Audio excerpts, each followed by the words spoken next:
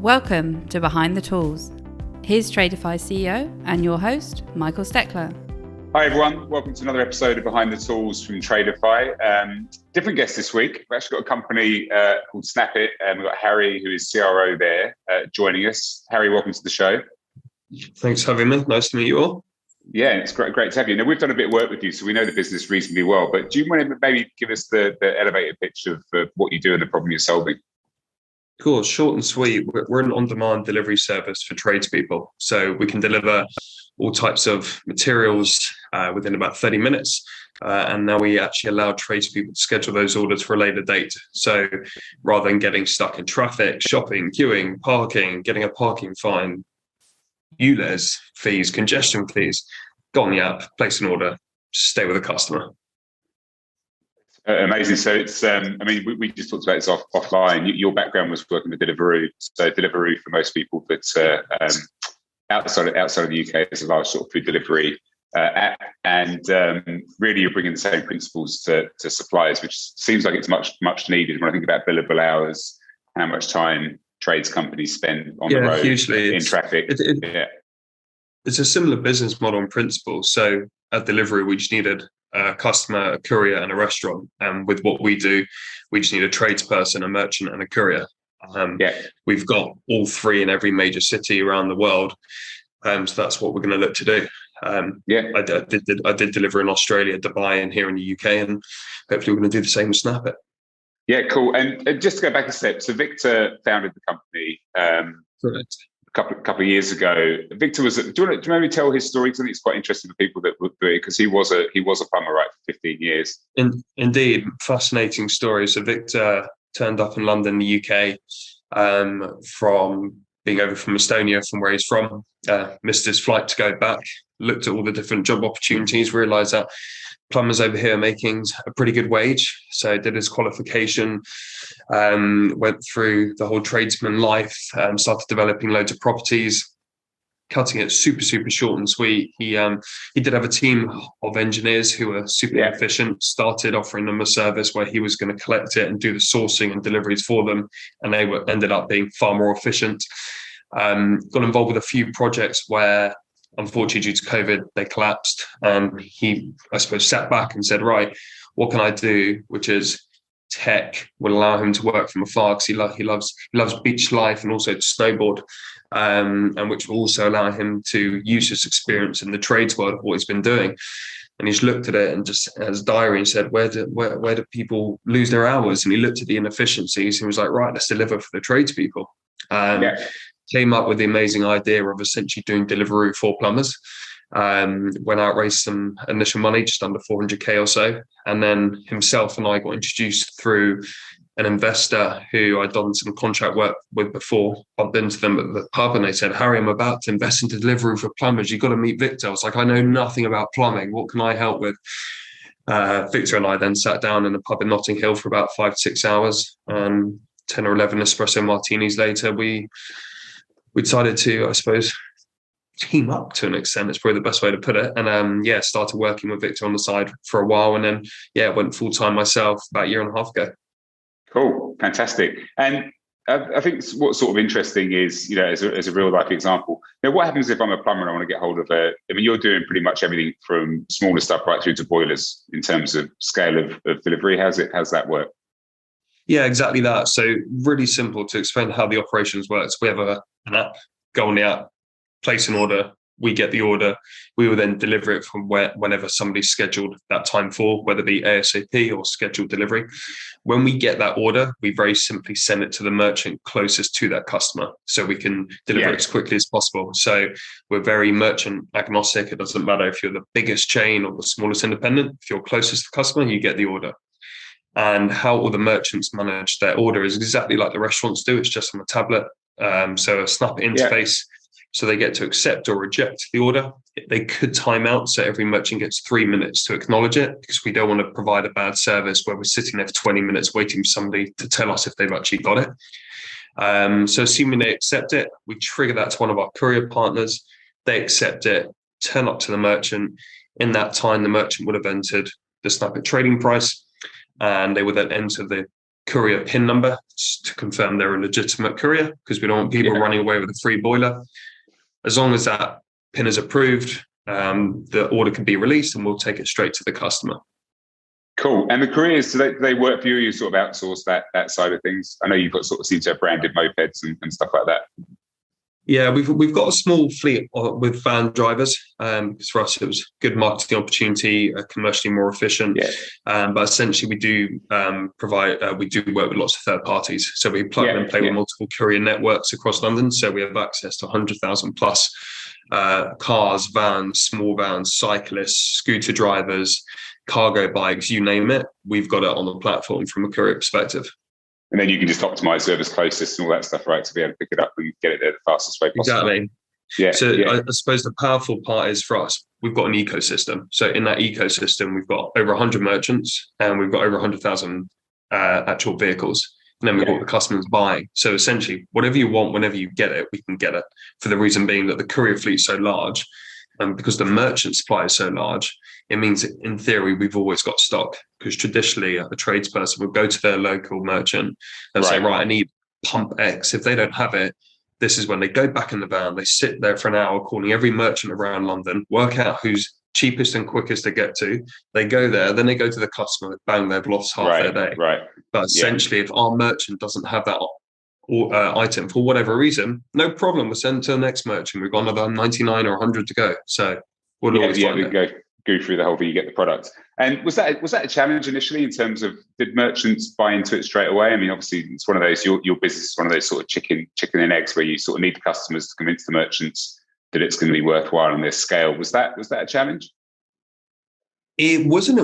The reason why I say it wasn't is because we started the business as soon as COVID started. So speaking to merchants to explain to them how we can generate them incremental revenue and orders when they're not getting any footfall due to COVID was actually really appealing for them. The bit which was quite challenging was that a lot of merchants, especially independents we work with right at the beginning, they don't necessarily have sophisticated stock management systems. So when it came to them being on top of their stock and knowing what was in and out, that was quite challenging. But as they've got more mature, we've been able to share data with merchants about the most sold items and what's selling most with them. They've been able to manage their stock a lot better, which means our service to the customer has got far better as well. Yeah, so you must have considering the number of merchants you work with and probably the number of plumbers you're working with in any given city, you must have a pretty good feel for kind of the products that are in demand and where the market's moving. Is that something you're extracting value from yet? Yeah, no, definitely. I think a big value to our proposition for the merchants is, regardless of the fact we're sending them orders and revenue every single month, which they weren't getting before, it's the fact we can share data with them. So this, if you can imagine going up to a huge retailer like John Lewis or Walmart and saying, hi, do you want to know the sales that you've actually lost by people not converting in the store? They'd probably both bite both our arms off for sure for that data. Yeah. Essentially, we can give that to merchants because I can send every merchant a report to say, here are the orders you accepted, rejected, and timed out. So then the big bosses or the branch directors, whoever that may be, can look at the efficiencies going through that branch, which is super interesting. And they can look at that by different timeframes and obviously the stock, which it's related to those orders. Yeah. And then one of the things, I'd love your opinion on, because, people have been used in the trades doing things a certain way for a long time in many instances. And I guess they've been used to sort of going first thing in the morning to their local supplier. Sometimes that's a local one, sometimes it's a big one. How hard has it been to how have you adapted to sort of changing their behavior around that and thinking about ordering on the go? Is there comfort around that yet, do you think? Comfort is a really nice diplomatic word to use here. I wouldn't say it's comforting. There's definitely some challenges, because I feel like you've got those young and upcoming tradespeople and plumbers who are looking for ways to operate smoother and to digitize the way they work, which is not, without being biased, the right way to think about things. But you've also got your old grey heads as such who are so used to going to the merchant because that's where they've got the rapport. They like talking about the football for an hour with the guy behind the till, and they're not necessarily thinking about the next big thing or how can I grow my business. They're content with where they are, and that's not a criticism in any shape or form, but there is a culture which they're used to and a way of working. But let's to give you an idea and a bit of insight into like the softer ways where we're also supporting people. to an extent, we act like a digital concierge. And if you can imagine having like somebody at hand who's your guy or girl to go to for anything you need, it's just so helpful because you don't have to make all those phone calls and visit all those merchants. Call up somebody in our commercial team, tell them what you need. When you need it, bang, we'll sort it out. And also pen and paper are like swear words in my view, especially in this industry, because everyone relies on them. They always get lost or they're probably incorrect.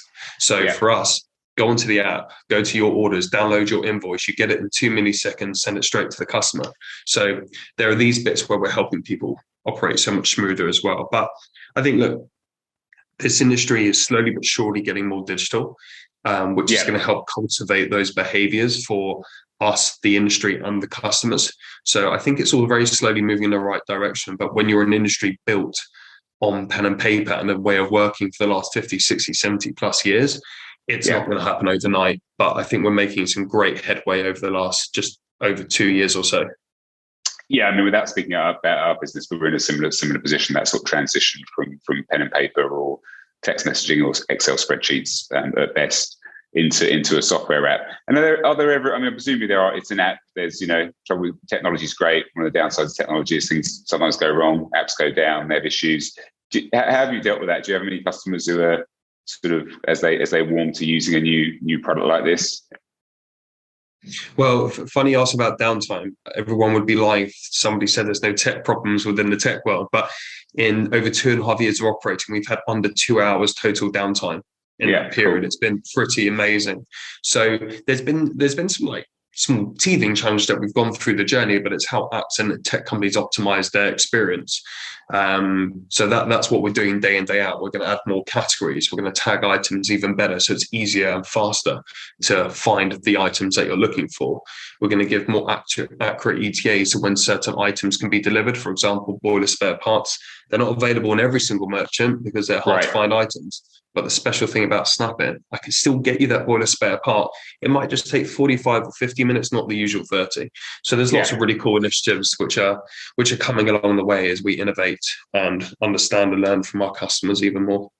And the model is it's all retailers, right? You're not going directly to the Valence or Worcester Bosch or whoever else it might be in these examples.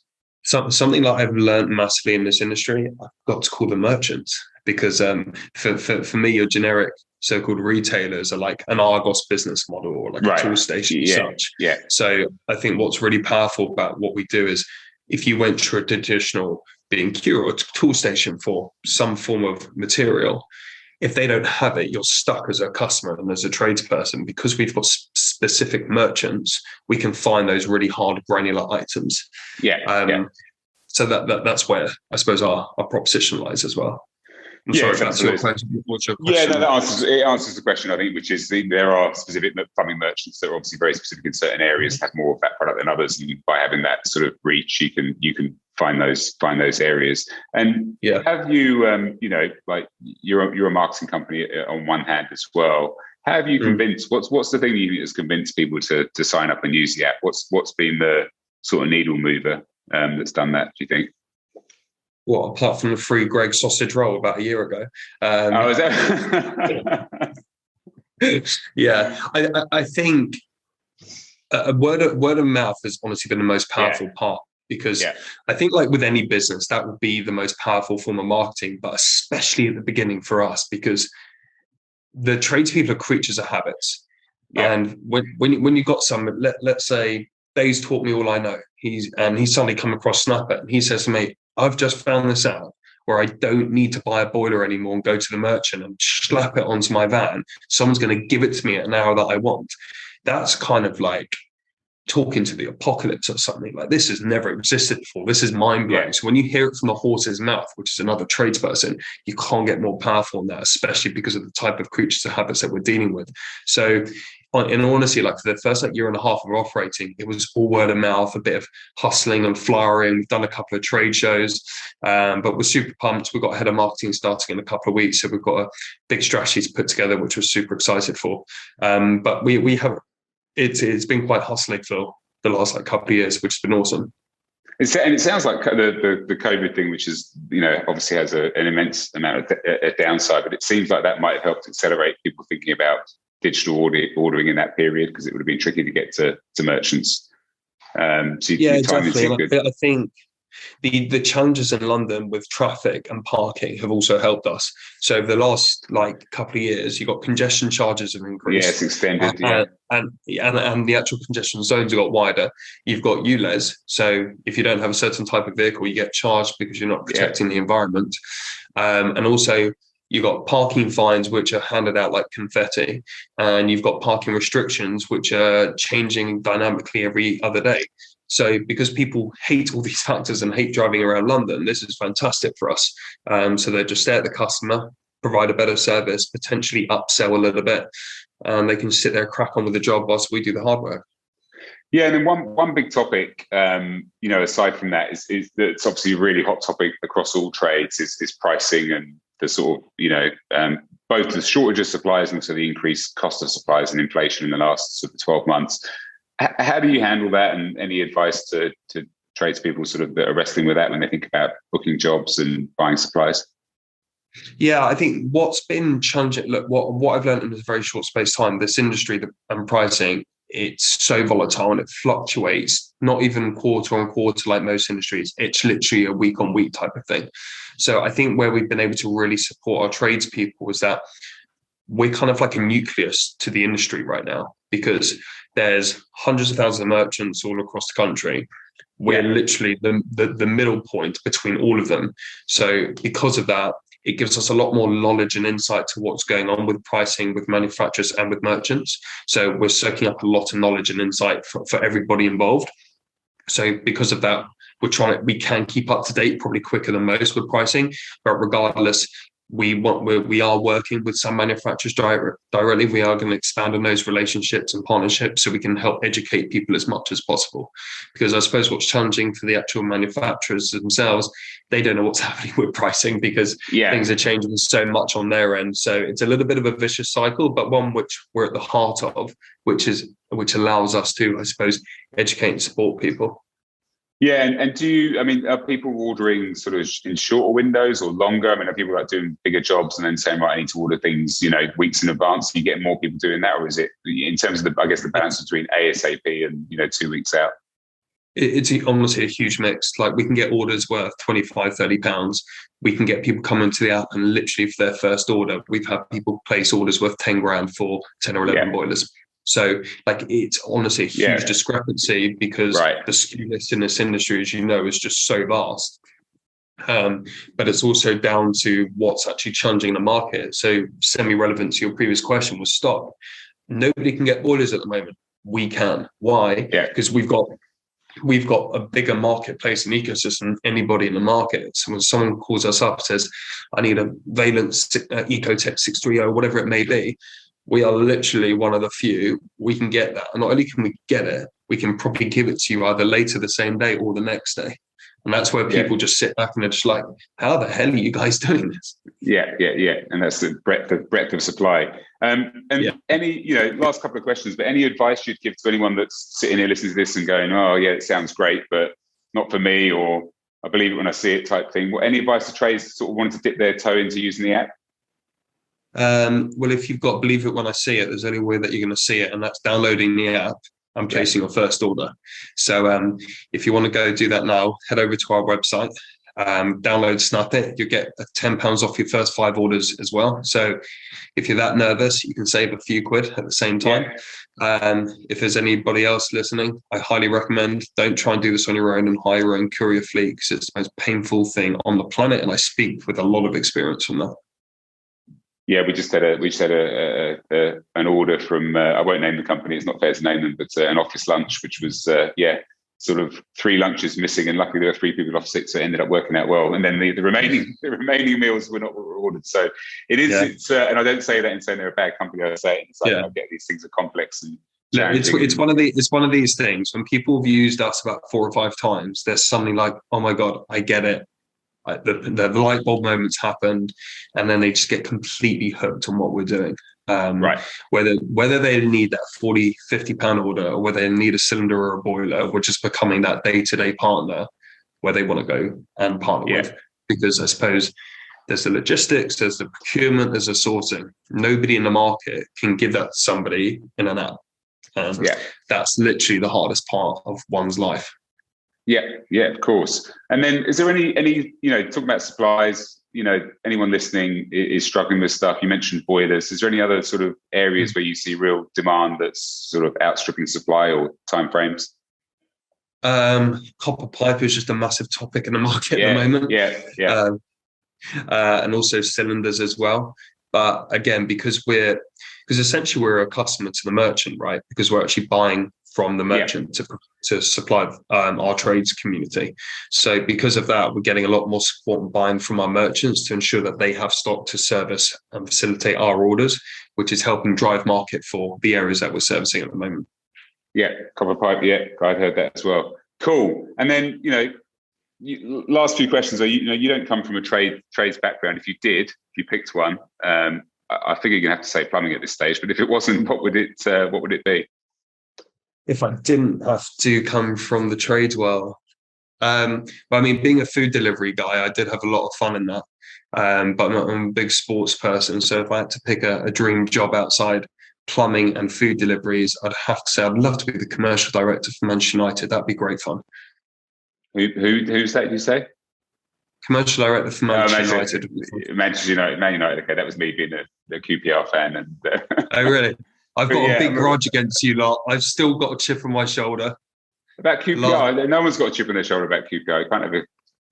Well, I do. Last day of the season against Man City when they put it away in the bin. So yeah, that's it still hurts. Okay, we'll move on. We'll move on quickly. And then the sort of other question is, do you have any brands that you favour? You see a lot being ordered on Snap It. You talked about Valent. Are there any sort of prevalent brands you see that are really popular in the UK with UK plumbers in particular? Apart from Tradefy, I've got two people liking these days. Everyone loves big wipes. I was at the installer show with the team the other week, and I saw the most amazing demonstration. I was honestly mind blown. Like, they get rid of absolutely everything and anything, which I was firstly shocked at. But the best bit, where my head literally exploded, you turn the wipe over, and because of the technology, you can clean with the so-called dirty side, and none of the liquid filters through. I was absolutely gobsmacked. I now use them to clean all my trainers. I feel like I've got a new pair of shoes at home. It's amazing. Yeah, they are good. I hear good things about them. And then you talked about other countries. Where would be next? Where's the most obvious place next for Snap It?